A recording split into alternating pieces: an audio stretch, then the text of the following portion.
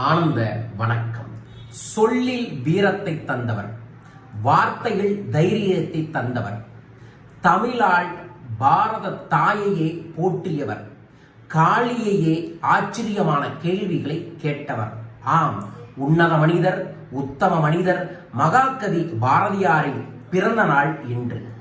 அவரின் ஒவ்வொரு கவிதைகளுமே நம்மை தன்னம்பிக்கைப்படுத்தும், இறையாற்றல்களை கொடுக்கும், சக்தியை கொடுக்கக்கூடும். அந்த மகாகவி பாரதியாரின் கவிதைகளை தினமும் ஒன்று நாம் படிக்கவே நமக்கு பல்வேறு விதமான வெளிச்சங்கள் கிடைக்கும். ஆம், உள்மாற்றமும் புறமாற்றமும் அகப்புற மாற்றமும் கிடைக்க வேண்டும் என்று நினைக்கக்கூடியவர்கள் பாரதியாரின் தமிழை நாம் படிக்க வேண்டும். அவர் கொடுத்த ஒவ்வொரு சொல்லுக்குள்ளும் ஆன்மீக சக்திகள் இருக்கிறது என்பதை படிக்க உணர்ந்தால்தான் தெரியும். காளிக்கு முன்னாடி இருந்து ஒரு கேள்வியை கேட்ட ஒரு காளி உபாசகரும் நமது மகாகவி பாரதியார் தான்.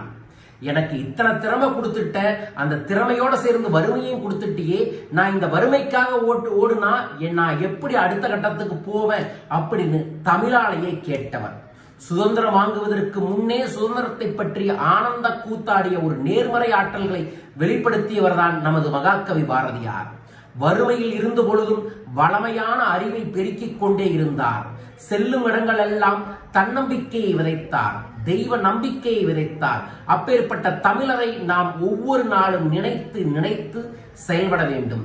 அவரின் வார்த்தைகள் தான் இப்போது பல திரைப்படங்களில் தன்னம்பிக்கை பஞ்ச் டயலாக்காக இருக்கிறது.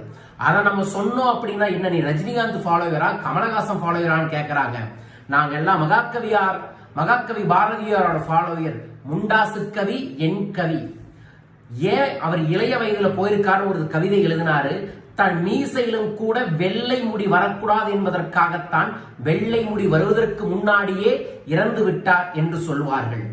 காலன், அதாவது யமன் எருமை மீது உயிரை போகக்கூடாது அப்படிங்கறக்காக தமிழின் மகாகவியான மகாகவி பாரதியாரை யானையின் மீது உயிர் போனது என்று ஒரு தன்னம்பிக்கையாக சொல்வார்கள்.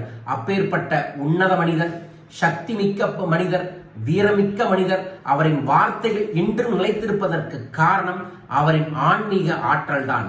அவரின் தெய்வ திருவடிகளை தொட்டு மகாகவி பாரதியாருக்கு, நமது முண்டாசு கவிக்கு நாம் அனைவரும் அஞ்சலியோ பிறந்தநாள் வாழ்த்துக்களோ சொல்ல வேண்டாம். அவர் சொன்ன ஒவ்வொரு வார்த்தைகளையும் நினைவு கூர்ந்து, நான் வீழ்வேன் என்று நினைத்தாயோ சொல்லடி சிவசக்தி என்கின்ற வார்த்தையை மனதில் நினைத்துக் கொள்ளுங்கள். எப்போது வீழ்ந்தாலும் எழுந்து செயல்படுங்கள், வெற்றி நிச்சயம். 11/12 மகாகவி பாரதியாரின் பிறந்த நாள். நினைவு கூறுவோம் உத்தம மனிதரை, போற்றி தன்னம்பிக்கையுடன் நாமும் தமிழாய் வெல்வோம். நன்றிகள் கோடி.